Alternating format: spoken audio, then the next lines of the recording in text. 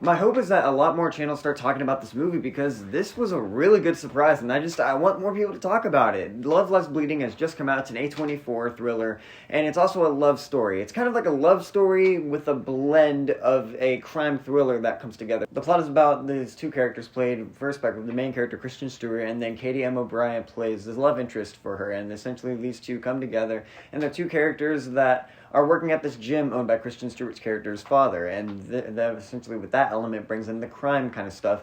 And that's where this movie kicks off, is while they're working at this gym together, these two characters fall in love, and it becomes a love story. And it's actually really endearing. I do like that this movie is very romantic with them, and it does take a lot of time to develop that romance before a lot of the crime thriller elements start kicking in. So you do get a sense of grounded realism with the characters where you're really invested. I really bought this love story between them, and the romance was just really well executed in my opinion. It does a good job at getting you invested early on, so when that tonal shift that this movie has happens, and it becomes a crime thriller, it's really effective. And I think that's where this movie really does a good job at keeping you involved, is that it does a great job at tonal shifting, and it all works for the tension of this movie. A lot of this movie revolves around the idea of contrast, where we're cutting to something rather romantic and really nice and really calming for the moment, and it really does a good job at setting you in your seat and getting you invested in the characters before we cut to something more brutal, something rather traumatic happening. It's something that you don't want to look at necessarily, and that's another thing this movie does really well, is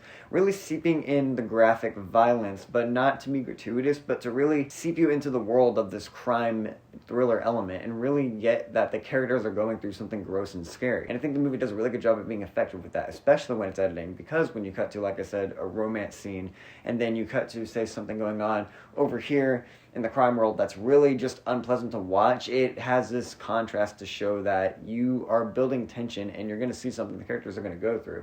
It makes no one feel safe, and it really does a good job of making it feel like anyone could die at any moment. I think the best way to watch this movie is to go in blind, because you will have a more effective experience for it. That's why I watched it. I didn't really know much about the plot, and if you don't know much about it going in, it is so effective because the way this movie does a good job at escalating stakes, it just only works when you have a vagueness of to know what's going on. Kristen Stewart, as a performer and in this movie, really grounds you with her character. I was really behind her with a lot of the moments going on with her, and I really appreciate how this movie explores each character and does it in a way where they're not all squeaky clean. This movie does a great job at making you feel like every character at least has some kind of skeleton in the closet that can be explored, and it adds a layer of fascination for all of them. This might be my favorite Kristen Stewart performance that I've seen. She's just so good in this role. Every moment of anxiety with her I bought, and I just bought the romance between her and Katy O'Brien, who's also so great in this film, and I've never seen her like this. Either of these roles are just really fascinating. What's great about Katy O'Brien's character is that this movie doesn't ever fully let you in on the backstory of really either of these characters, but especially with her,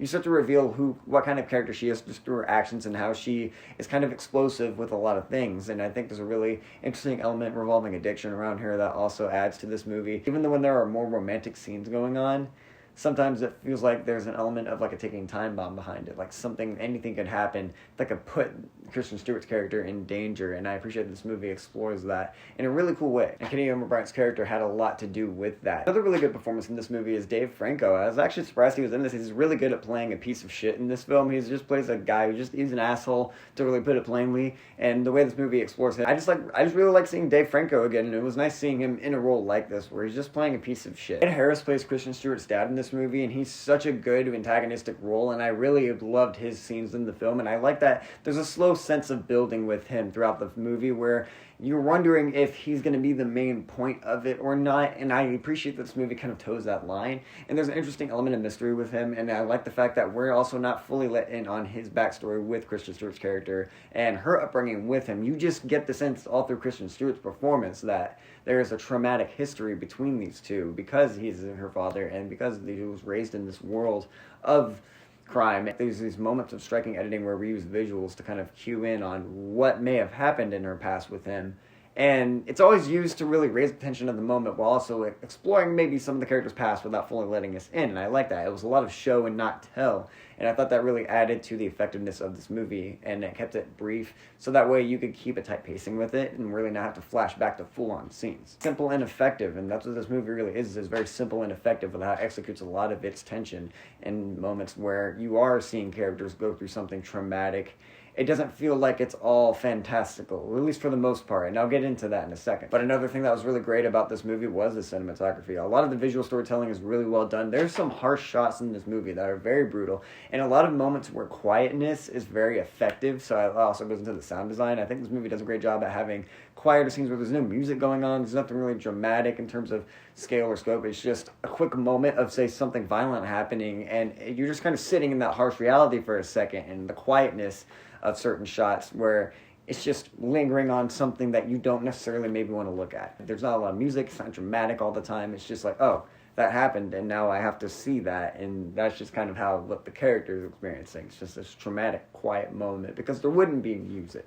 Anytime there's something fantastical going on, the movie will gut punch you with the harsh shot of reality, and I think it does a great job at contrasting itself with that. And a lot of that has to do with the visual storytelling along with the really striking editing like I was talking about before. I think the biggest issue I have with this movie, and it's not even honestly an issue, it's just one moment towards the end, again, spoilers free, no spoilers here, I'm not going to give anything away. Go watch this movie. I think you should really check it out. It's just a quick moment where I think some imagery is used and it's rather fantastical, and I appreciate that they're letting the audience kind of interpret it, and I do like that. It is a swing and it is bold. I don't really know what it means yet, and it's one of those things that I think maybe upon repeat viewings and more times I see it, it'll actually get better. But it was just one moment that kind of took me out, and it felt like it was just different compared to a lot of the grounded realism that the movie was sitting in before. So it just kind of took me out of it for a second, but it didn't ruin the movie by any means. It didn't compromise the entire hour and a half of great tension that I had beforehand. It was just something that did stand out, and I do think it's worth addressing. But I do think it'll get better upon rewatch. I don't think it's one of those things that breaks the movie. It was more bold and interesting than it was just stupid. In conclusion, I really liked Love Lies Bleeding. It was intense, it was thrilling, it was also romantic, it also had a great balance of all of those tones, and it just made for a really memorable thriller experience. There's some great shots in this, some great moments of tension, and great moments of acting. In conclusion, I really enjoyed Love Lies Bleeding. It's raw, it's brutal, it's intense, it's also romantic, but it all juggles those tones very well, and I thought it executed a very great crime thriller that I'm going to remember in 2024. I really enjoyed it, and I hope you do as well. Go check it out if you haven't. Go see it in a theater. I think it's worth that theatrical experience because the sound design is actually really striking in this, and it is something to watch in a theater. I was really affected by it. There's some great shots in this movie that you'll appreciate too. Go check this film out if you really enjoy a good crime thriller. I will say it's very brutal, very violent at times, so just be ready for that. Thank you for watching the Scatterbrain Reviews. I hope you enjoyed this movie. Thank you for watching. I'll see you next time.